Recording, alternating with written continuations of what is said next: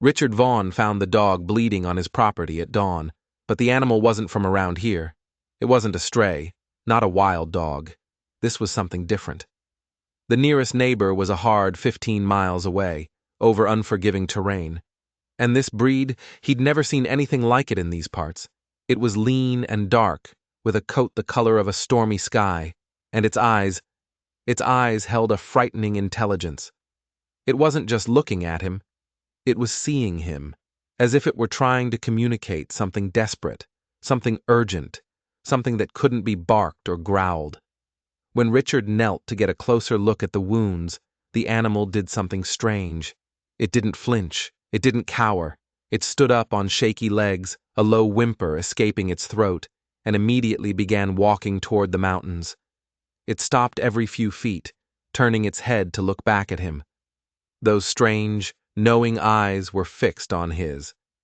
"Come on," they seemed to say. "There isn't much time." This dog wasn't just lost. It was leading him somewhere. Richard had lived on this land for 20 years.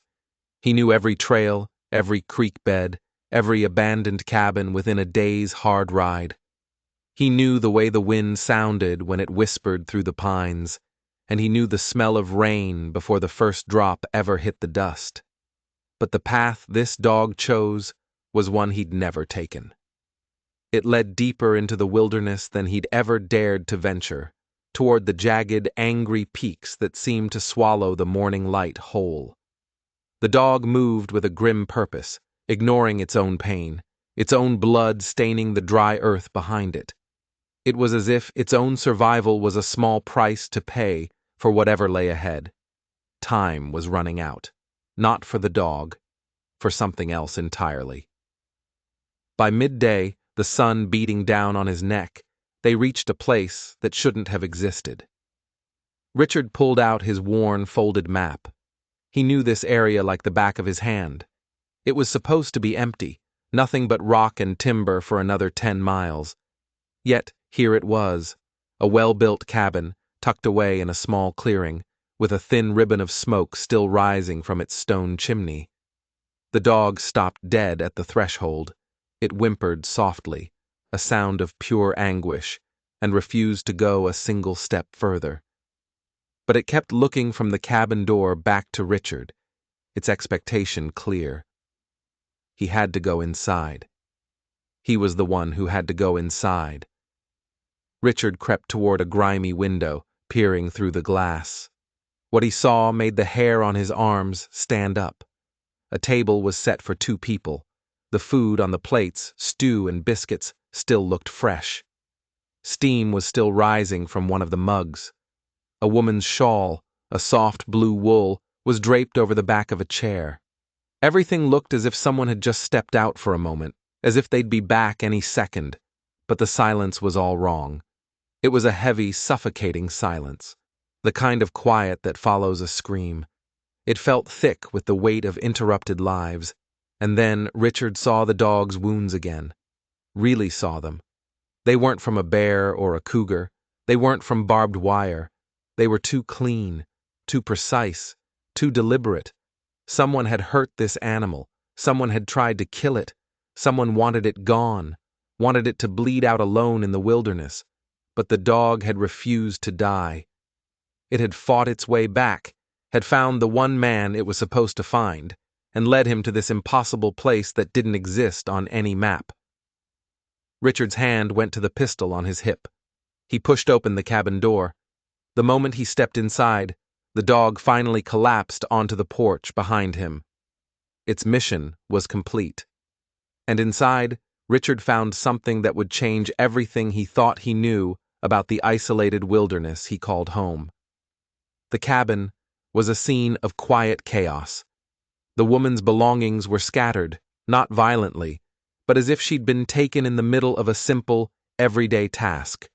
A book lay open on the floor, its spine broken, and there, on the table, next to a half-eaten plate of food, was a letter.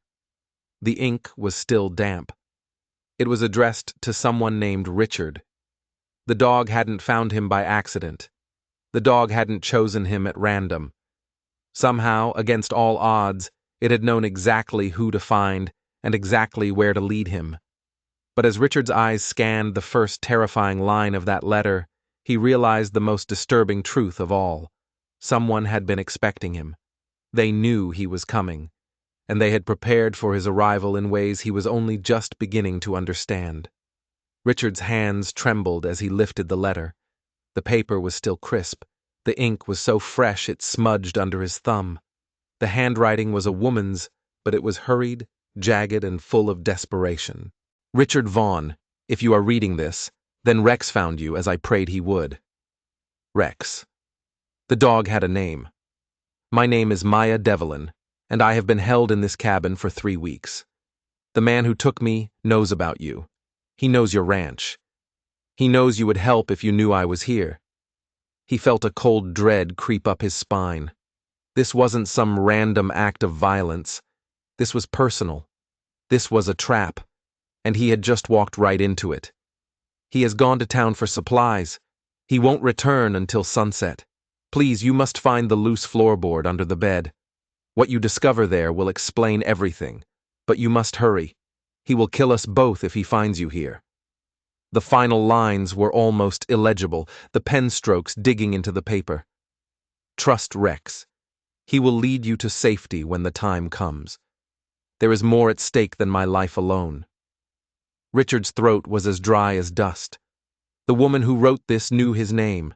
She knew his character. She knew him well enough to predict exactly what he would do. But how? He'd never heard the name Maya Devlin in his life, yet she spoke of him like a savior she'd been waiting for. He scanned the small cabin. It was a prison. Scratches, deep and frantic, marked the wooden walls near the simple cot in the corner, as if someone had clawed at them in the dark, trying to get out. A thick length of rope lay coiled near the fireplace, its ends frayed from repeated brutal use, and the windows, they'd been nailed shut from the outside, thick, heavy boards blocking any chance of escape. Only the front door, the door he'd just walked through, offered a way out. Richard moved to the bed and knelt, his fingers tracing the rough-hewn floorboards. He pressed down on each one until he found it, a single board that shifted under his weight. It lifted easily, without a sound, revealing a shallow space carved into the supporting beam beneath. Inside was a small, leather-bound journal. He opened it. The pages were filled with Maya's careful, steady handwriting. The first entry was dated 3 weeks ago. He took me from the schoolhouse in Cedar Ridge. He says he knows someone will come looking for me. Someone who won't let an injustice stand. He's been watching Richard Vaughn for months, he said, studying his habits, his routines, his very soul. This isn't random. He's using me as bait. Richard's blood ran cold. Bait. He was the target. Someone had been surveilling him, watching his every move, learning his patterns, all to orchestrate this elaborate, deadly trap. But why? He was a simple rancher. He kept to himself. He avoided the kinds of conflicts that made a man enemies. The next entries painted a picture of calculated, methodical evil. Day 5. He speaks of the others, the ones he's taken before. When he brings me up for my meals, I can see the graves from the window, small mounds of disturbed earth in the hills. I counted at least 4 of them before he forced me back down into the cellar. The journal slipped from Richard's numb fingers and hit the floor with a soft thud. This wasn't about ransom. This wasn't a crime of passion. This was something far more sinister. A serial predator. A monster who used good men, men like him, men who couldn't turn their back on someone in need, as a weapon against innocent people. Outside, Rex let out a low, urgent whimper. And then Richard heard it too. Faint, but unmistakable. The distant, rhythmic sound of hoofbeats. Someone was riding through the mountain pass. And they were coming this way. The kidnapper was returning. And he was early. Richard was trapped. He was in a cabin that didn't exist, with a dying dog on the porch, and a journal full of evidence that would sign both their death warrants. The hoofbeats were getting louder now, closer. A steady, unhurried rhythm that spoke of confidence, of a man who believed he was in complete control. Richard snatched the journal from the floor and shoved it deep inside his coat. His eyes darted around the one-room cabin. The boarded-up windows were useless. The front door was a death trap. He was cornered. Rex, on the porch, struggled to his feet. The dog was weak, trembling from blood loss, but its intelligent eyes were sharp with urgency. It limped back inside, straight to the far corner of the cabin where a large pile of firewood had been stacked neatly against the wall. The dog began pawing at the logs, a desperate, scratching sound that cut through the terrifying rhythm of the approaching horse.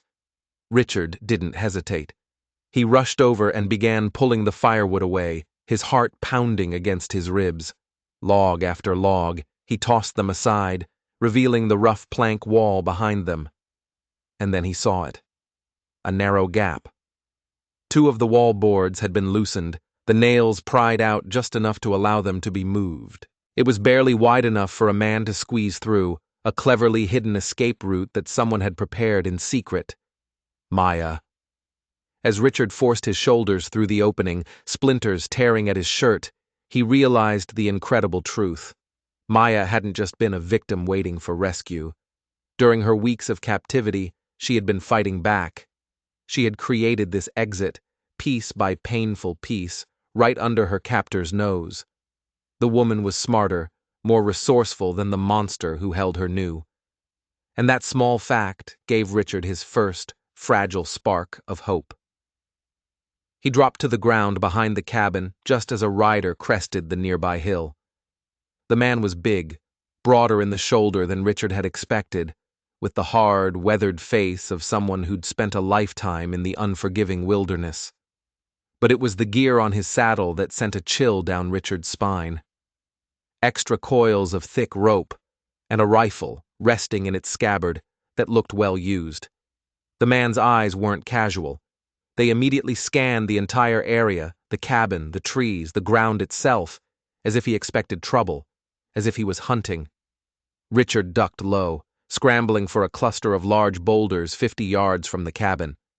Rex followed, moving with a supernatural quietness that his injuries should have made impossible.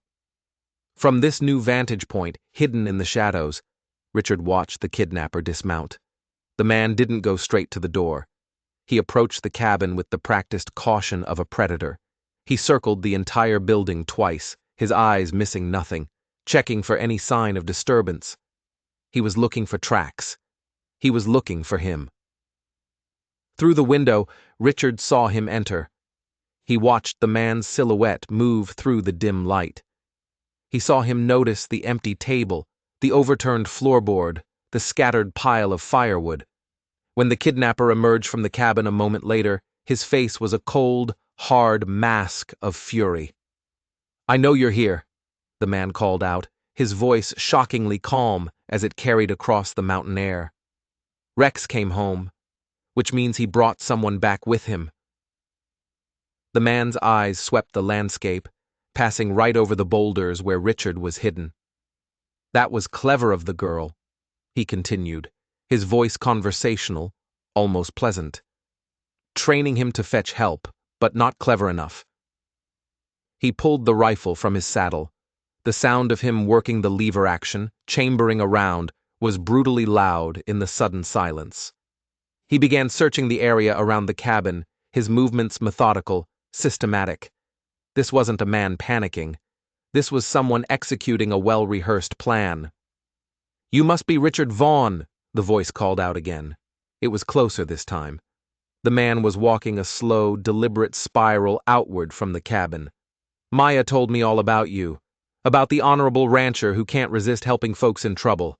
How you'd follow a wounded animal straight to hell itself if you thought someone needed saving." Richard's heart hammered against his ribs. He finally understood the full, horrifying scope of the trap. Maya hadn't been chosen at random. She was the teacher at the schoolhouse in Cedar Ridge, a place Richard was known to support, donating time and money every year. Her kidnapping, her very existence, was bait, specifically designed to lure him here, to this remote, isolated place where his disappearance would raise no questions, no immediate alarm. It would be days, maybe weeks, before anyone even knew he was gone. The kidnapper was only 20 yards away now, moving steadily, relentlessly, toward the boulder cluster. Rex tensed beside Richard, a low growl rumbling in his chest, but Richard put a hand on the dog's back. There was nowhere left to run. The terrain was too open, and the man hunting them had been planning this exact moment for far, far longer than either of them understood. He was walking right into a perfect kill box. Richard pressed himself flat against the cold stone of the boulder. The kidnapper's heavy boots crunched closer and closer through the dry mountain grass.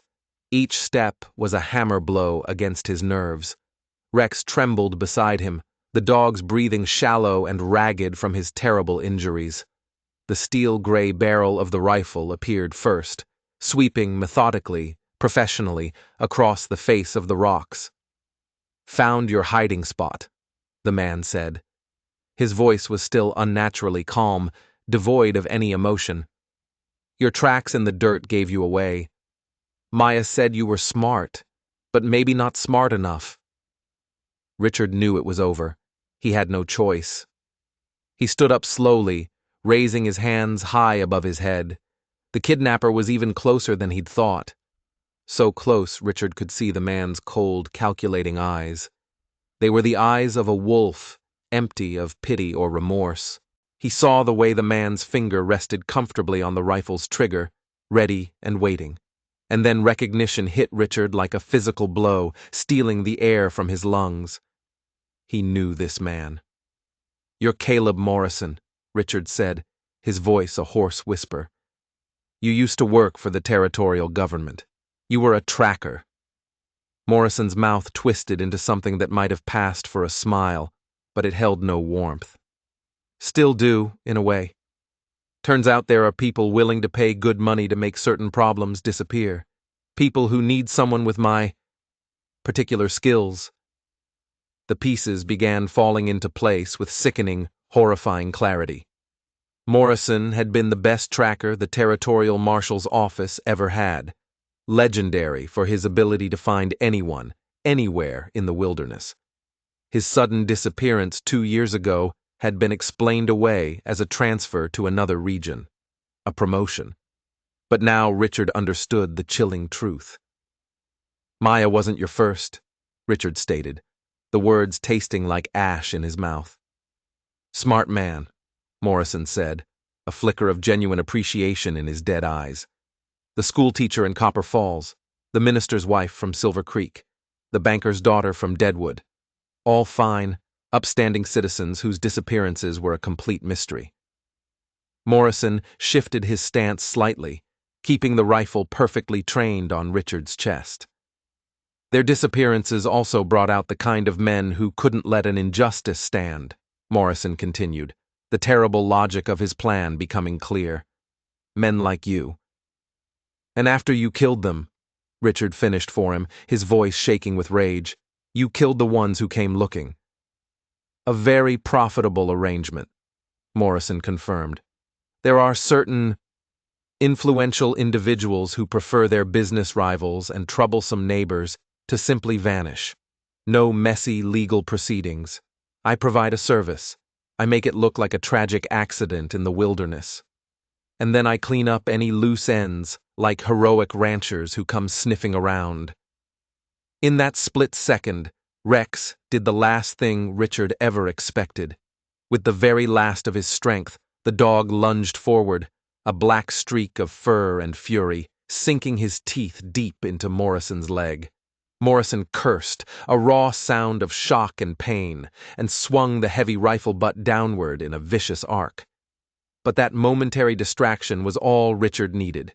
He dove sideways, rolling behind another massive boulder, just as Morrison's rifle roared, the shot echoing off the mountain walls like a clap of thunder. "You're only delaying the inevitable, Vaughn," Morrison yelled, his voice no longer calm. He was angry now. Richard could hear him working the rifle's lever action, chambering another round.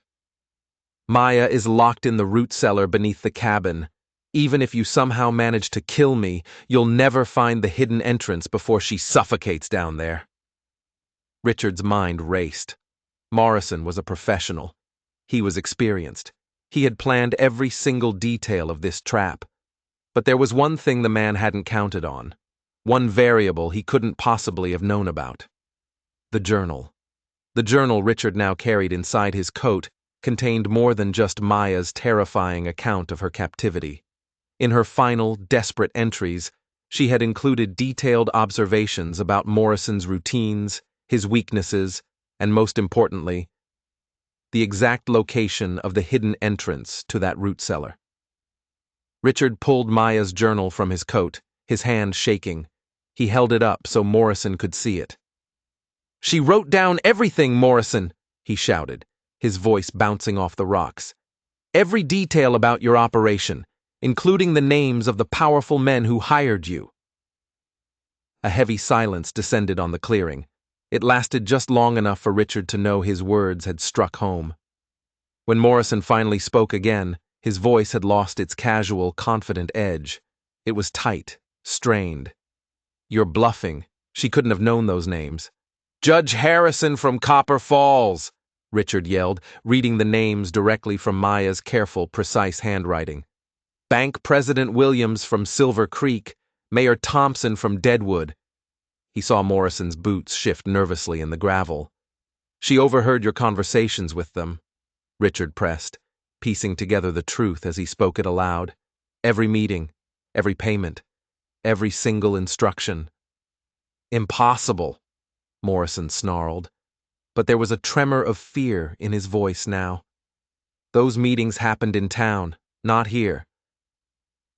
"She wasn't your only source of information," Richard continued, the full picture of the conspiracy solidifying in his mind. "You had partners, didn't you? People in those towns who reported back to you. Who told you which Good Samaritan was coming to look for the missing women? Maya heard everything during those 3 weeks. She heard it all." Rex had crawled back toward Richard's position, leaving a smear of fresh blood on the rocks.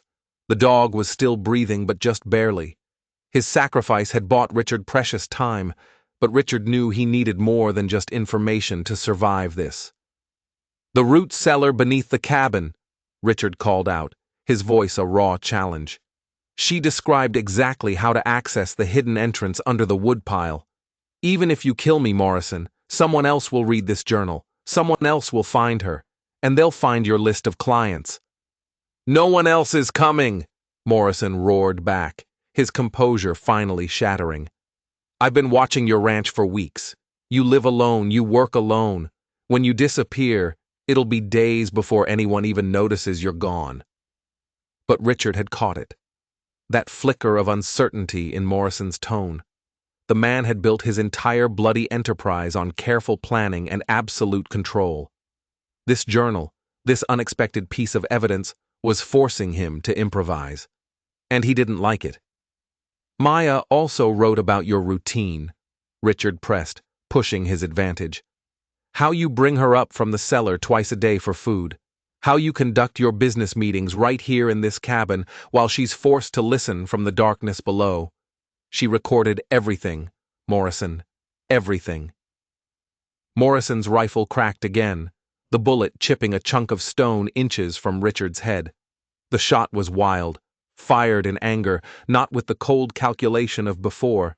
That gave Richard a sliver of hope, but it also made Morrison more dangerous, more unpredictable. "Last chance, Vaughn," Morrison screamed, his voice ragged. "Throw out that journal and step into the open. Make this easy on both of us." Richard looked down at Rex. The dog was watching him with those same intelligent, knowing eyes that had started this entire deadly encounter. The dog had led him here, knowing the risk, trusting that Richard would find a way to save Maya. But as Morrison's footsteps began circling the boulder cluster again, methodical and menacing, Richard realized a terrifying truth. All the information in the world wouldn't matter one bit if he couldn't survive the next few minutes. Richard heard Morrison's footsteps moving in a wide, patient circle around the boulder cluster.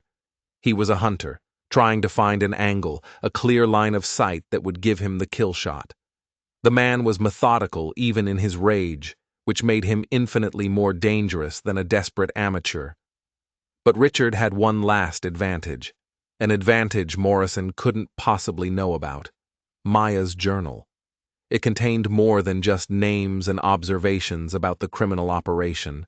In her final frantic entries, scribbled in the dark, she had drawn a detailed map of the cabin's immediate surroundings. She had marked the positions of loose rocks, hidden game trails, and most importantly, an old, forgotten mining shaft that lay concealed beneath a fallen tree just to the east. Richard leaned down and whispered to Rex. The injured dog, panting heavily, seemed to understand. Together, they began to move. Not running, but crawling. From boulder to boulder, using the natural cover, working their way silently, inch by inch, toward that fallen tree. Morrison's rifle cracked twice more, the shots echoing through the valley. But they were wide, fired at shadows, at the flicker of movement that might have just been the wind rustling the tall grass. He was getting frustrated. He was getting sloppy. "You're just making this harder than it needs to be, Vaughn," Morrison called out, his voice a low growl that bounced off the mountain walls. "Maya has maybe 6 hours of air left in that cellar. Every single minute you waste hiding behind these rocks is another minute closer to her death." It was a lie, a threat designed to flush him out, but it was working on Richard's nerves nonetheless. He reached the fallen tree, its massive trunk covered in moss and decay. He ran his hands along its base until his fingers found them. Wooden planks, old and weathered, hidden beneath a tangle of roots. Maya had written that Morrison used this entrance to move unseen between his various hiding spots in the mountains, a secret network of tunnels. The planks lifted easily, revealing a dark, gaping hole in the earth, a tunnel, and it led directly beneath the cabin. The shaft was narrow and black, smelling of damp earth and something metallic, like old blood. But as Richard's eyes adjusted, he could see a faint sliver of light filtering down from somewhere above. A crack in the ceiling where the tunnel connected to the root cellar. And more importantly, he could hear something. Something that made his heart race with a terrifying mixture of hope and fear. The faint sound of a woman's voice, weak but alive, calling for help from somewhere deep in the earth below. Morrison had stopped shooting. His footsteps were no longer circling the rocks. Instead, Richard heard them moving rapidly, urgently, back toward the cabin. The kidnapper had realized his mistake. He'd revealed Maya's location, and now he was rushing back to secure his prisoner, his most valuable asset. Richard didn't have a second to spare. He scooped the whimpering Rex into his arms and dropped down into the shaft.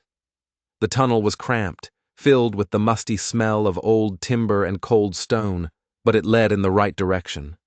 As they crawled through the oppressive darkness, Richard could hear Morrison directly above them.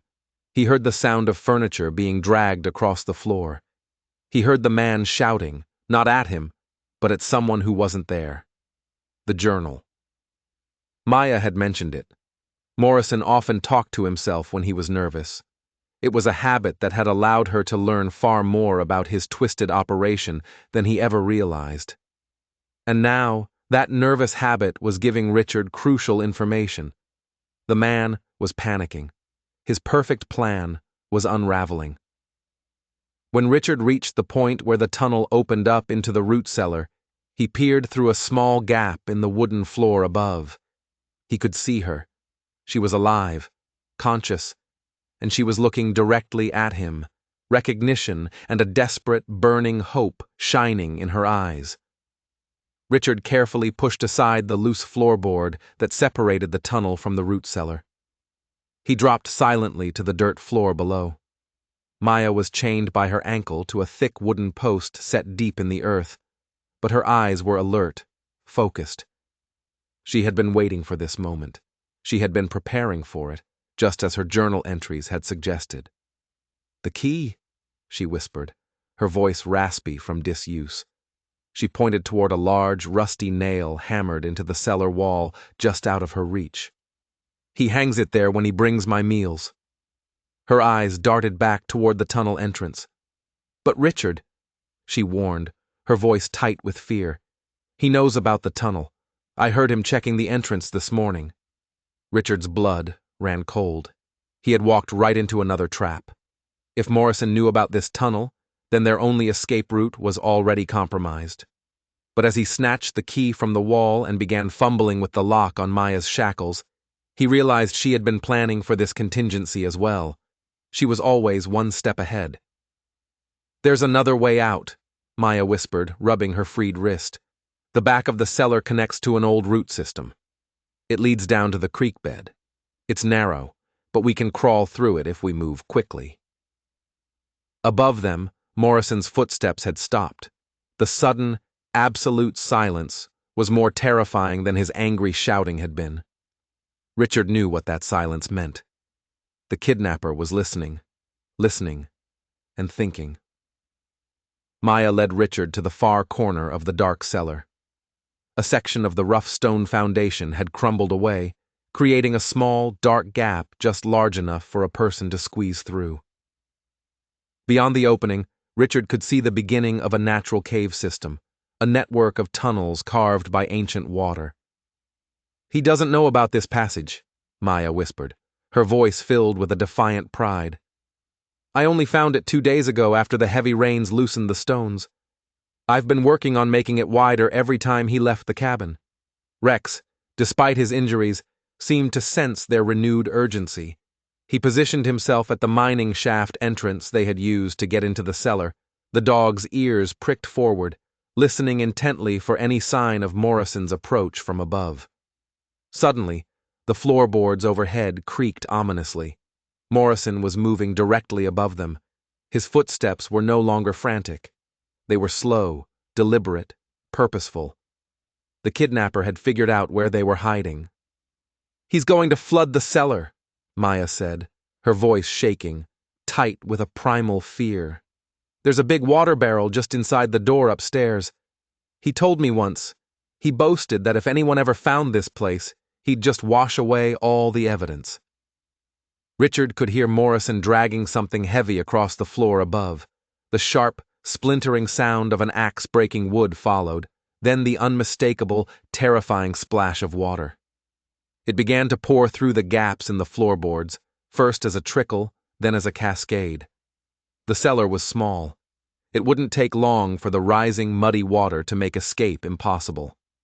Maya was already crawling toward the stone gap, with Richard right behind her, pushing the wounded Rex ahead of them. But as they squeezed through the narrow opening into the natural cave system beyond, a horrible thought struck Richard. Morrison's final trap might be more sophisticated than simple drowning. The man had planned for every contingency. He had backup plans for his backup plans, and he wasn't finished with them yet. The natural cave system was a suffocating, claustrophobic maze. The passages were tighter than Richard had expected, forcing them to crawl on their bellies through gaps barely wide enough for their shoulders. Cold, muddy water from the flooded cellar poured in behind them, the sound of the rushing torrent growing louder, echoing through the tight space. Maya moved with a surprising speed and agility, despite her weeks of brutal captivity. She navigated the pitch-black passages with the unnerving confidence of someone who had memorized every single twist and turn. Rex struggled to keep pace, his injured leg dragging uselessly against the rough stone floor.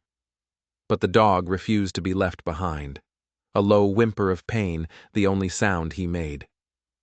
"The creek bed is just ahead," Maya whispered, her voice a soft echo in the narrow space. The air was getting fresher, less stagnant. "But Richard, there's something else. Something you need to know." He saw a faint light ahead, the exit. "Morrison wasn't working alone in this territory," she said, her words hitting him like a punch to the gut. "He has a partner, and he's supposed to arrive today." Richard's heart sank.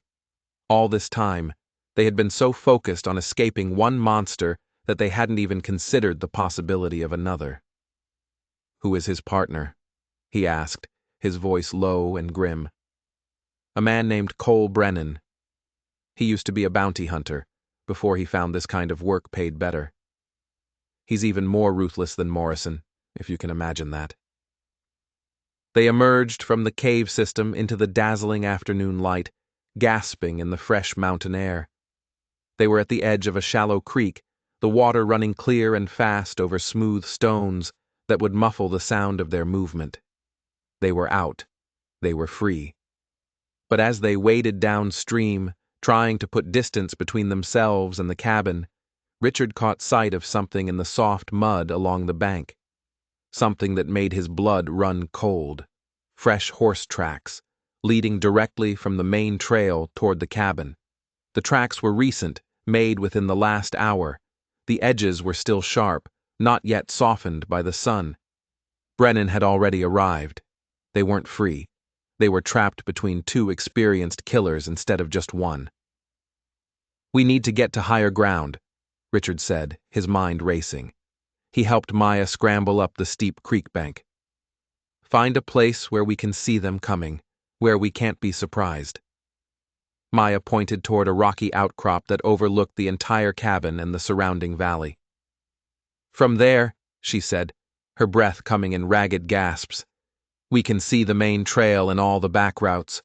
But Richard, if both of them are hunting us now, we don't stand a chance in a straight fight." As they climbed toward the relative safety of the outcrop, Rex suddenly stopped dead. A low, dangerous growl rumbled deep in his throat. Richard followed the dog's gaze. Through the trees below, he could see two figures moving around the cabin. They moved with a practiced, lethal coordination, a grim ballet of death. Morrison and Brennan. They weren't searching randomly. They were executing a systematic sweep of the area, checking every possible hiding place, every conceivable escape route. They were professionals. "They know this territory better than we do," Maya said, her voice barely a whisper, reading Richard's own dark thoughts. "Morrison has been using this cabin as his base for 2 years. He knows every cave, every trail, every place a person might try to hide." It was hopeless. They were outmatched, outgunned, and on the enemy's home turf. Richard pulled out Maya's journal again, his last desperate hope. He flipped through the pages, his eyes scanning her detailed observations about Morrison's methods, his paranoia, his greed. There had to be something. Some weakness. Some small crack in their armor that he could exploit. As he read, a wild, desperate plan began to form in his mind. It was a long shot. It was probably suicide, but it was the only shot they had. "Maya," he said, turning to her, "you wrote in here that Morrison keeps detailed records of his clients and their payments. Where does he hide those documents?" She looked at him, her eyes wide with understanding. "In a metal lockbox. It's buried under the cabin's foundation, near the chimney." "Why?" Richard asked, though he already knew the answer. A grim, determined look settled on his face. "Because," Richard said, his voice low and hard, "if we can't fight them, maybe we can get them to fight each other." Richard's plan was a desperate gamble, but it was rooted in a simple, ugly truth. Professional killers rarely trusted each other, especially when large sums of money and powerful, desperate clients were involved. Morrison's meticulous records were his insurance policy, but to his partner, Cole Brennan, they were a threat, a loose end. "Can you make it back to town if I create a distraction?" Richard asked Maya. They were crouched behind the rocks, watching the two men below methodically close their net. "I know these mountains now," she replied, her voice firm, "but I'm not leaving you here to face them alone." "You have to," Richard insisted, his tone leaving no room for argument. "Someone needs to get word to the territorial marshal. Someone has to get this journal to them. Those records you wrote about, they contain enough evidence to hang half the corrupt officials in 3 territories. This is bigger than us now." From their perch on the rocky outcrop, they could see Morrison and Brennan meeting near the cabin.